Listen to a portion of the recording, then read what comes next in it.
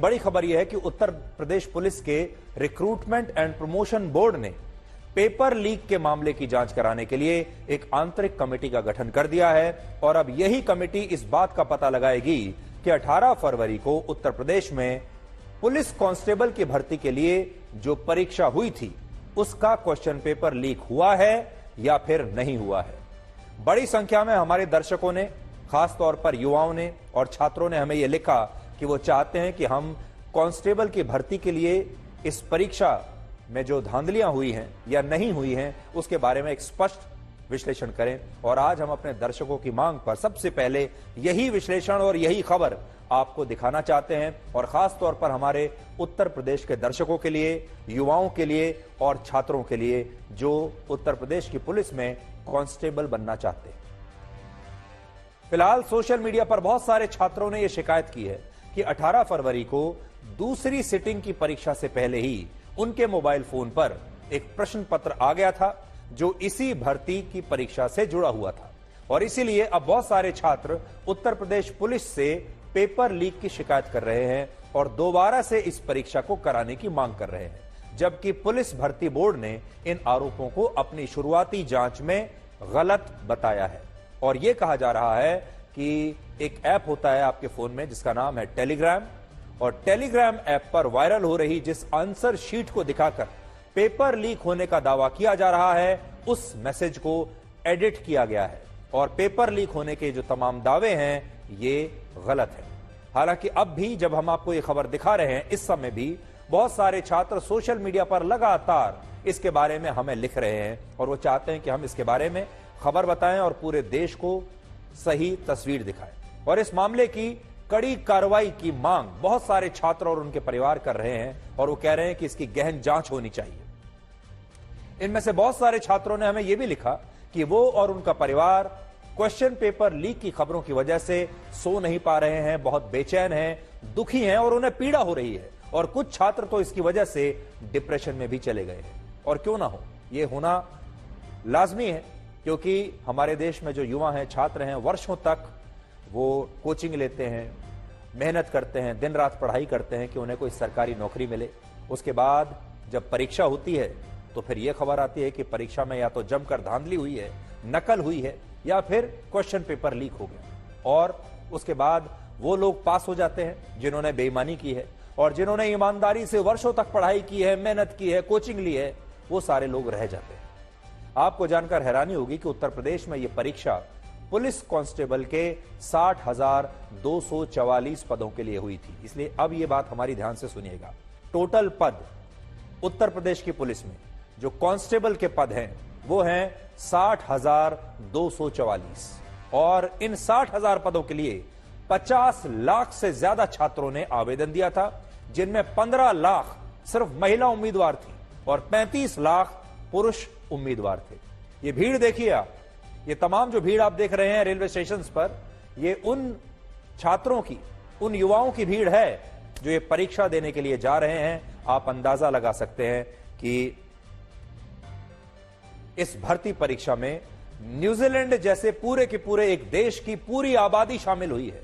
और इससे भी बड़ी बात यह है कि पुलिस कांस्टेबल के एक पद के लिए 83 छात्रों के बीच मुकाबला है, यानी एक पद पुलिस कांस्टेबल का जो है उसके लिए 83 छात्र लाइन में लगे हुए हैं और उनमें से सिर्फ एक को ये नौकरी मिलेगी और ये पूरी दुनिया में किसी भी पद के लिए शायद सबसे लंबी लाइन है। जरा सोचिए इन लाखों छात्रों ने इस परीक्षा के लिए कितनी मेहनत की होगी, कितने सपने देखे होंगे, लेकिन अब क्वेश्चन पेपर लीक होने के आरोपों ने इन सभी छात्रों को बुरी तरह से अशांत कर दिया है, इनके परिवारों को अशांत कर दिया है। और 50 लाख छात्रों का मतलब है 50 लाख परिवार, क्योंकि हर छात्र का एक परिवार भी है। और जिस तरह के परिवारों से हमारे छात्र और युवा आते हैं, ये जो क्वेश्चन पेपर है, ये जो परीक्षा है, ये छात्र नहीं देता, पूरा के पूरा परिवार इस परीक्षा को देता है।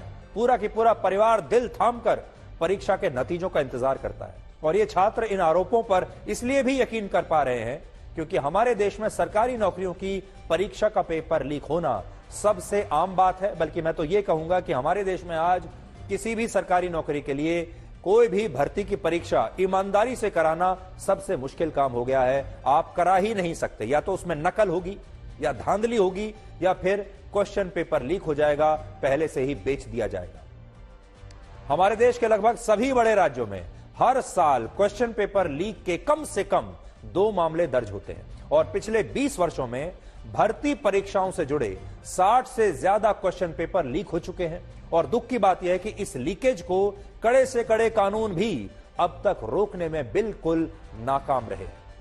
हाल ही में केंद्र सरकार ने एक नया कानून बनाया है जिसके तहत क्वेश्चन पेपर लीक और नकल करने के मामलों में अधिकतम 1 करोड़ रुपए के जुर्माने से लेकर 10 साल तक की सजा का प्रावधान रखा गया है और यह कानून लागू भी हो चुका है। लेकिन इसके बावजूद उत्तर प्रदेश में क्वेश्चन पेपर लीक के भी आरोप लग रहे हैं और वहां परीक्षा में नकल करने और नकल कराने के आरोप में 287 लोग गिरफ्तार भी हो चुके हैं।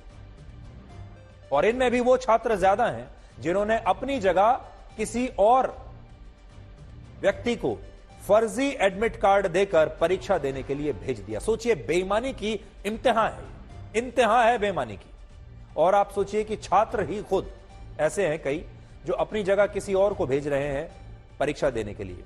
और ऐसा दावा है कि इसके बदले में इन छात्रों ने 1 से 5 लाख रुपए तक खर्च किए। लेकिन पुलिस ने इन डमी कैंडिडेट्स को परीक्षा के दौरान पकड़ लिया और उन्हें गिरफ्तार कर लिया गया।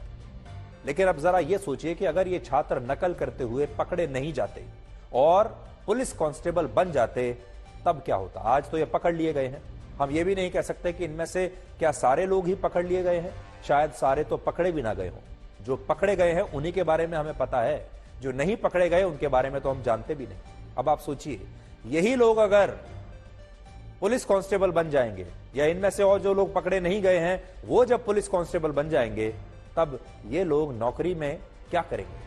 असल में परीक्षाओं में नकल और पेपर लीक होना किसी भी छात्र के लिए किसी त्रासदी के जैसा होता है। और ऐसा हम इसलिए कह रहे हैं क्योंकि हमारे देश में हर छात्र सरकारी नौकरियों के लिए कम से कम 1 साल और अधिकतम 15 साल तक तैयारी करता है और इस दौरान उसकी पढ़ाई पर बहुत पैसा खर्च होता है, मेहनत होती है।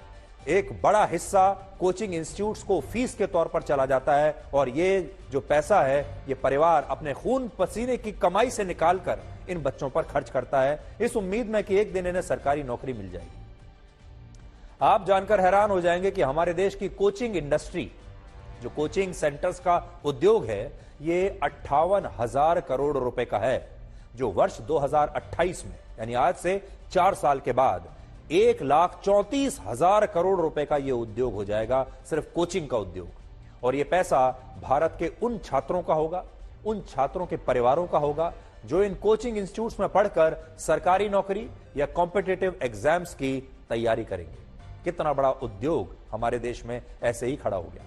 और अनुमान है कि उत्तर प्रदेश में भी जिन 50 लाख छात्रों ने पुलिस कांस्टेबल की नौकरी के लिए परीक्षा दी है, उनमें से 14 लाख छात्र ऐसे थे जिन्होंने इस परीक्षा के लिए किसी न किसी कोचिंग इंस्टीट्यूट से तैयारी की थी। इसलिए सोचिए, कुछ मुट्ठी भर बेईमान छात्रों की वजह से अगर इन ईमानदार छात्रों का इतना बड़ा नुकसान होता है तो यह हमारे सिस्टम की कितनी बड़ी नाकामी है। वैसे हमारा सिस्टम कैसा है वो आप इस बात से समझ सकते हैं कि धर्मेंद्र सिंह नाम के एक छात्र ने पुलिस कांस्टेबल के पद के लिए आवेदन दिया, लेकिन जब उसका एडमिट कार्ड आया तो एडमिट कार्ड पर इस छात्र के नाम की जगह और इस छात्र की जगह एक्ट्रेस सनी लियोनी की तस्वीर लगी हुई थी।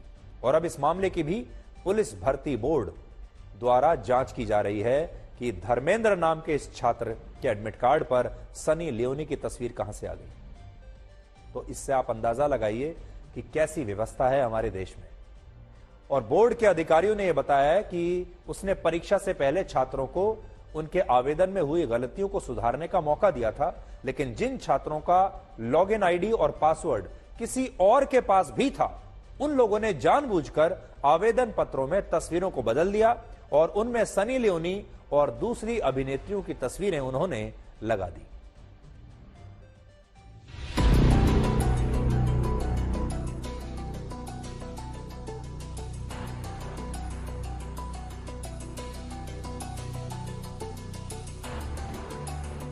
जब हमको प्रिंट दिया गया तो उसमें मेरा प्रिंट सही था, नाम भी सही है धर्मेंद्र सिंह और पूरा आधार कार्ड नंबर सब सही है। उसके बाद जब एडमिट कार्ड आया तो उसमें सनी लियोनी की फ़ोटो आ गई, उसका नाम भी आ गया, पूरा बदल गया एडमिट कार्ड, रजिस्ट्रेशन और मार्कशीट का रोल नंबर सब हाई स्कूल इंटर का सही है, पिन कोड सही है, बाकी पूरा बदल दिया गया है। अब इस सवाल पर आते हैं कि जिस देश के लोग पुलिस को सबसे ज्यादा भ्रष्ट और घूसखोर फोर्स मानते हैं, वो आखिर इसी पुलिस की नौकरी क्यों करना चाहते हैं? वर्ष 2018 में हुए एक सर्वे में देश के 40% लोगों ने पुलिस को सबसे ज्यादा भ्रष्ट बताया था और कहा था कि उन्हें नहीं लगता कि पुलिस महकमे से कभी भी भ्रष्टाचार समाप्त हो पाएगा। लेकिन आज उसी पुलिस महकमे में कांस्टेबल की नौकरी के लिए सिर्फ एक राज्य में, यानी सिर्फ एक राज्य उत्तर प्रदेश में 50 लाख से ज्यादा छात्र परीक्षा देते हैं और ऐसा प्रमुख रूप से 2 कारणों से होता है। पहला कारण है सरकारी नौकरियों का आकर्षण, जिसमें छात्रों को लगता है कि अगर उनकी सरकारी नौकरी लग गई तो उनका रोजगार निश्चित हो जाएगा, स्थायी हो जाएगा, यह नौकरी सदा के लिए हो जाएगी। और दूसरा कारण यह है कि ऐसी नौकरियां ग्रुप सी या ग्रुप डी की होती हैं जो नॉन टेक्निकल हैं और जिनमें स्किल यानी किसी खास कौशल की आवश्यकता नहीं होती। उदाहरण के लिए उत्तर प्रदेश पुलिस में कांस्टेबल की भर्ती के लिए वो सभी युवा योग्य हैं जिन्होंने 12वीं कक्षा पास की हुई है। सिर्फ यही योग्यता चाहिए, आप 12वीं पास होने चाहिए। और इसीलिए लाखों छात्रों ने इस नौकरी के लिए अप्लाई किया कांस्टेबल बनने के लिए, और इनमें बड़ी संख्या में ऐसे छात्र भी थे जो ग्रेजुएट्स हैं, पोस्ट ग्रेजुएट्स हैं, इंजीनियरिंग की हुई है, यहां तक कि एमबीए और पीएचडी की पढ़ाई भी जो छात्र कर चुके हैं वो भी आज पुलिस में कांस्टेबल बनने के लिए तैयार है। और इसलिए अब आपके मन में सवाल भी होगा कि इतने पढ़े लिखे युवा भी आखिर पुलिस कांस्टेबल की नौकरी क्यों करना चाहते हैं, जबकि पुलिस कांस्टेबल की उत्तर प्रदेश में जो बेसिक सैलरी है वो लगभग 21,700 रुपए है। तो इसके भी कई कारण हैं, जिनमें सबसे बड़ा कारण है हमारे देश में बेरोजगारी। हालांकि बेरोजगारी के साथ इसमें एक कारण यह भी है कि पुलिस की नौकरी में ऊपर की कमाई होने के कई आरोप अक्सर लगते रहते हैं और ऐसा कहा जाता है कि भारत एक ऐसा देश है जहां बहुत सारे पुलिसकर्मियों को काम नहीं करने की सैलरी मिलती है और काम करने की रिश्वत। और एक जमाने में मशहूर लेखक मुंशी प्रेमचंद ने एक बार कहा था कि मासिक वेतन तो पूर्ण मासी का चांद है जो एक दिन दिखाई देता है और फिर घटते घटते लुप्त हो जाता है, लेकिन ऊपरी आय बहता हुआ स्रोत है जिससे सदैव प्यास बुझती है। वेतन मनुष्य देता है, इसी से उसमें वृद्धि नहीं होती। ऊपरी आमदनी ईश्वर देता है और इसी से उसकी बरकत होती है। हम ये नहीं कह रहे हैं, आज बिल्कुल भी स्पष्ट करना चाहते हैं कि हमारे देश में सारे पुलिसकर्मी बेईमान हैं या सारे पुलिसकर्मी रिश्वत लेते हैं। हमारे कहने की यह मंशा बिल्कुल भी नहीं है। और जो भ्रष्टाचार की बात है, वो सर्वे ऐसे हैं जो ये बताते हैं कि आज भी हमारे देश के लोग सोचते हैं कि पुलिस महकमे में भ्रष्टाचार है। वैसे सोचते तो ये भी हैं कि सरकारी महकमों में ही भ्रष्टाचार होता है, सब जगह ही। लेकिन यह भी सच है कि आज भी हमारे देश में ईमानदारी तो सभी जगह है। पुलिस में भी बहुत ईमानदार अफसर हैं, पुलिस में भी बहुत ईमानदार लोग हैं। वो आज हमारी इस रिपोर्ट में हम उनको शामिल नहीं कर रहे हैं। बात हो रही है उन लोगों की जो भ्रष्टाचारी हैं, जो रिश्वत लेते हैं, और ऐसे लोगों की संख्या भी बहुत बड़ी है। इसलिए वो लोग बुरा ना माने जो पूरी ईमानदारी से अपना काम करते हैं, और जो भ्रष्टाचार में लिप्त नहीं है वो बुरा ना माने। और हमारे यहां ऐसा माना जाता है कि एक पुलिस सिपाही अगर चाहे तो वो अपनी तनख्वाह से ज्यादा पैसा रिश्वत में कमा सकता है अगर चाहे तो। और यही कारण है कि हमारे देश में कहीं भी पुलिस में सिपाही और दूसरे पदों पर भर्तियां जब निकलती हैं तो इन भर्तियों के लिए लाखों युवा आवेदन देते हैं।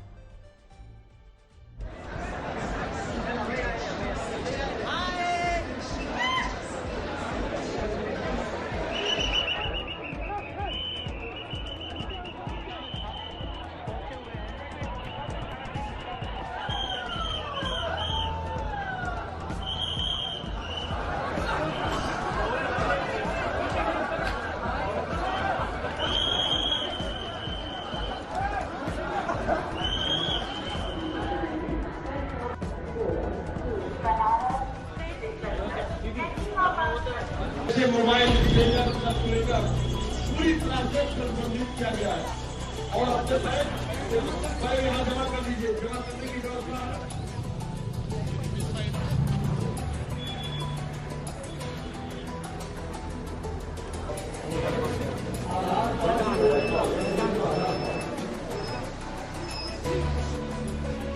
बिना बायोमेट्रिक टेस्ट के आप लोग परीक्षा में मत जाइएगा।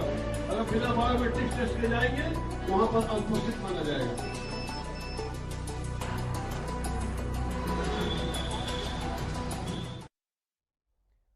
आज हम उत्तर प्रदेश की सरकार को और उत्तर प्रदेश की पुलिस को यही कहना चाहेंगे कि 50 लाख युवाओं ने अपने रोजगार के लिए उत्तर प्रदेश की पुलिस में कांस्टेबल के पद के लिए पूरी ईमानदारी के साथ ये परीक्षा दी है। हो सकता है कुछ मुट्ठी भर ऐसे छात्र भी जरूर होंगे जिन्होंने बेईमानी से ये परीक्षा दी होगी।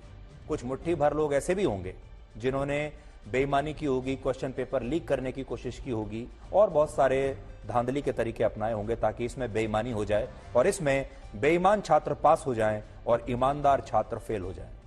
लेकिन बड़ी बात यह है, क्या इन मुट्ठी भर बेईमान छात्रों को या उन मुट्ठी भर बेईमान गैंग्स को जो क्वेश्चन पेपर लीक कराते हैं, क्वेश्चन पेपर को बेचते हैं, क्या उन्हें यह अधिकार दिया जा सकता है कि वो हमारे देश के लाखों परिश्रमी और ईमानदार युवाओं की जिंदगी को इस तरह बर्बाद करते चले जाएं? एक तो वैसे ही हमारे देश में सरकारी नौकरियों की जो भर्तियां हैं वो खुलती नहीं है। यहां भी 5 साल के बाद सरकारी नौकरी कांस्टेबल की भर्ती खुली है और जब भर्ती होती भी है, प्रवेश परीक्षा जब होती है उसकी भर्ती के लिए, उसमें फिर यह आरोप लगने लगते हैं कि यहां पर क्वेश्चन पेपर बिक गया, यहां पर क्वेश्चन पेपर लीक हो गया, यहां पर किसी दूसरे व्यक्ति ने कुछ लोगों के लिए डमी कैंडिडेट बनकर पेपर दे दिया। ऐसे में जो हमारे परिश्रमी छात्र हैं और परिश्रमी जो युवा हैं, उनके दिल को ठेस पहुंचती है, उनके परिवारों को ठेस पहुंचती है और उनका जीवन जो है एक तरीके से कई वर्षों तक पीछे चला जाता है। सोचिए, अगर 5 साल के बाद ये भर्ती खुल रही है और इसमें हमारा एक ईमानदार छात्र भी अगर पूरी कोशिश के बावजूद विफल हो जाता है क्योंकि कुछ लोग बेईमानी कर रहे हैं, तो उसका जीवन तो 5 साल पीछे चला गया। और एक छात्र के जीवन में 5 साल क्या, 5 दिन भी बहुत कीमती होते हैं। और इसीलिए आज हम ये कहना चाहते हैं कि इस मामले की अच्छी तरह से जांच होनी चाहिए।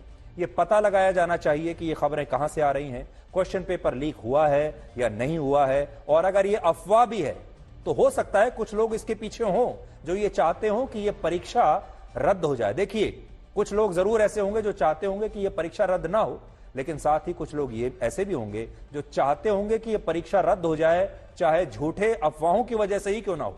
इसलिए अलग अलग ताकतें यहां पर लगी हुई हैं। इसकी जांच होनी चाहिए और उन 50 लाख छात्रों के साथ न्याय होना चाहिए और उनके परिवारों के साथ भी न्याय जरूर होना चाहिए। और ये आज जो हमने आपको सबसे पहले खबर दिखाई है, ये उन्हीं के लिए दिखाई है। इस खबर पर हमारी नजर रहेगी।